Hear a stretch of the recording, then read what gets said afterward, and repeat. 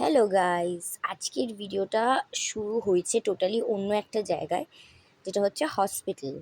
ঠিক আছে, আমি এনআরএসে ছিলাম। কারণ কি না কারণ সব বলছি। ঘটনাটা হয়েছে আমার হাতে একটা ফুসকুড়ি মতন হয়েছিল। তো ওটাকে গেলে দেওয়ার পরে ওটা একটা বড় ফোড়ার আকার নেয়, তারপর অ্যাবসেস হয়, যেটাকে স্কিন টিউমার না কি বলে আমি জানি না। তো ওটার জন্যই ওটা দেখাতেই হসপিটালে গেছিলাম। ঠিক আছে, তো হসপিটালে গিয়েই শক খেলাম যে আমার ওটি করতে হবে, মানে সার্জারি করতে হবে।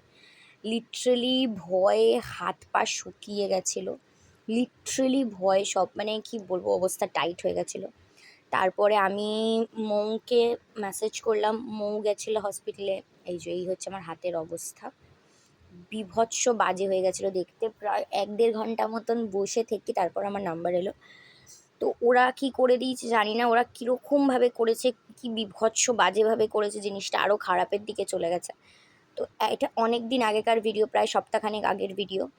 তো ভীষণ ব্যথা ছিল, ঘুমিয়েছিলাম হসপিটাল থেকে এসে। মৌ এসেছিলো, ইন্দ্র এসেছিলো, অনেকে এসেছিলো। তো যাই হোক, তো হসপিটাল থেকে এসে প্রায় 2 দিন পর আমি গেছিলাম ফার্স্ট ড্রেসিং করতে আমার একটা দিদির ঘরে। তো আমি দেখাচ্ছি হাতের কি অবস্থা, লিটারেলি তোমরা দেখো, জাস্ট তোমরা ভয় পেয়ে যাবে। আর বাকি আপডেট তোমাদের পরে দেবো আমি, এখন হাত কেমন আছে কি না আছে সব তোমাদের জানাবো। ঠিক আছে, এখন আপাতত হাতটা একটু ভালো কন্ডিশনেই আছে, এটা সপ্তাহখানেক আগের ভিডিও। এখন প্রাইভেটে দেখাচ্ছি, হাতের অবস্থা বীভৎস খারাপ, তাও একটু পর্যায়ে আছে। যাই হোক, এই যে ওইটা হচ্ছে ওরা হসপিটাল থেকে করে দিয়েছে, অবস্থা দেখো লিটারালি গর্ত করে দিয়েছে। বাকি জানতে হলে সঙ্গে থাকো।